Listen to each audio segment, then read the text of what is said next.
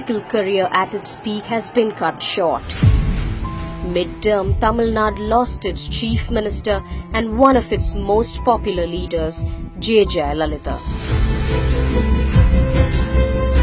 As a young girl, Jayalalitha was called Ammu. She lost her father at the age of 2, and her mother Sandhya, who was also an actor, prodded her into acting. In 1961, when she was only 13, Jayalalitha debuted in Sri Shaila Mahatme. 4 years later, in 1965, she starred in Ayirathil opposite the star himself, M.G. Ramachandran. The pair was an instant hit. In 1972, MGR founded the AIADMK, and in 1977, he was elected Chief Minister. Karunanidhi's DMK was a formidable opponent. To counter that, MGR wanted a charismatic orator by his side. He picked Jayalalitha. She was more inclined towards academics.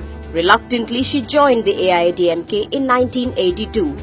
After MGR's death in 1987, the AIADMK split between Jayalalitha and MGR's widow, V.N. Janaki. Jayalalitha was sidelined at MGR's funeral.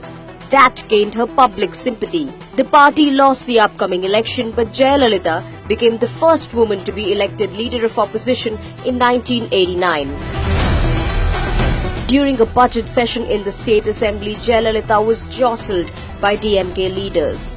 She left the assembly with injuries and a torn sari. She vowed not to return till she was elected Chief Minister. DMK Chief Karunanidhi became her arch rival. In 1991, AIADMK's ally Rajiv Gandhi was assassinated by the LTT. Riding on a sympathy wave for the Congress, Jayalalitha came to power in the next election.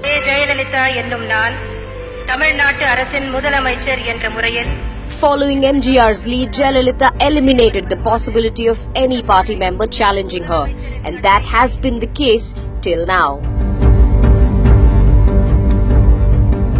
The media was abuzz with allegations of corruption after the opulence displayed at the wedding of her foster son Sudhakaran.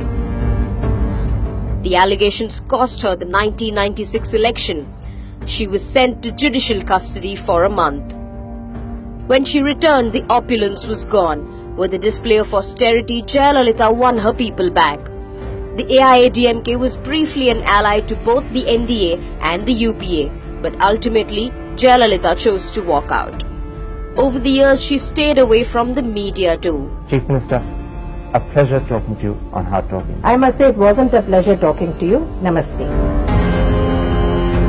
But Amma retained the trust of her people.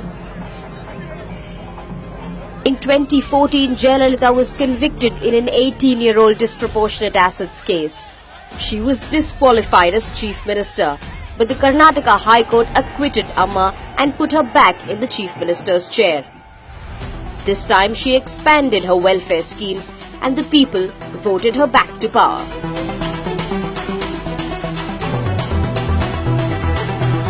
Two Chief Ministers at the time, Jayalalitha and Narendra Modi, had a cordial equation. He attended her swearing-in ceremony in 2011 and she did the same for him in 2012. But in the 2014 Lok Sabha election, when Modi was the BJP's prime ministerial candidate, the AIADMK decided to contest alone. It was going to be a long shot for her to be prime minister, and Jayalalitha knew it all along. Nevertheless, in 2016, she created history by becoming the first leader after MGR to win a second consecutive term in Tamil Nadu. In her lifetime, Jayalalitha made one thing clear: Amma could never be written off.